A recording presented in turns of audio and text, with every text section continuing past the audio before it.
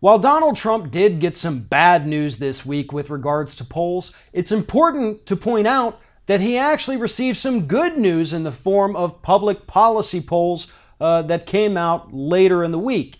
Those polls show us that Donald Trump is not, in fact, the least popular Republican in Washington, D.C.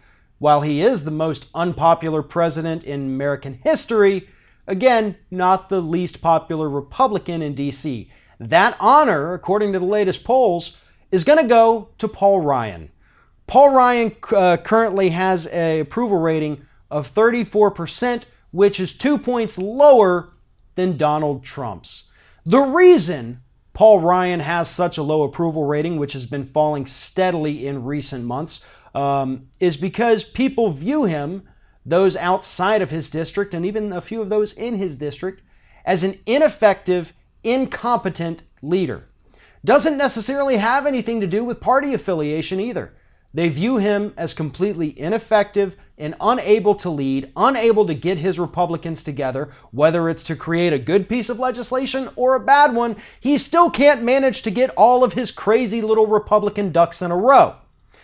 This poll had some more bad news for Paul Ryan and his Republican Party, as it showed that 53% of people in this country have a negative view of the Republican Party. Now, here's the other side of that.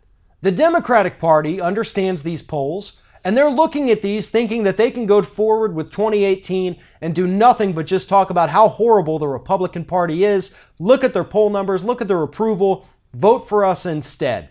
Well, that's not going to cut it. In order for Democrats to capitalize on the horrible approval ratings of the Republicans and these individual politicians, they're going to have to come up with policies. They're going to have to talk policy. Yeah, they can talk about how bad the Republicans are, but that has to be metered out and weighed against policy discussion. An overwhelming number of people in this country want a single-payer healthcare system. That's what they want. They want clean water and clean air. They want corporations and the wealthy elite to pay their fair share in taxes. They don't want to be ripped off by horrible trade deals that ship their jobs overseas. It's not that hard, folks. But the Democrats, as usual, think that just negative approval ratings for Republicans is going to be enough to put them back in power. It is not.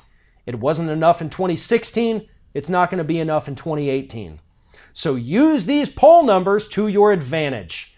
Capitalize on the disgust for Paul Ryan being unable to do anything and his inability to connect with average working people and his willingness to give everything away to the wealthy elite, and come back with a better plan and present it to the American public. If you fail to do that, Democrats, these poll numbers mean absolutely nothing. If you like this video, make sure that you like, comment, and share, and most importantly, subscribe to our YouTube channel. And if you want to help support Ring of Fire, go to patreon.com/TheRingOfFire, become a monthly patron to help support independent progressive media.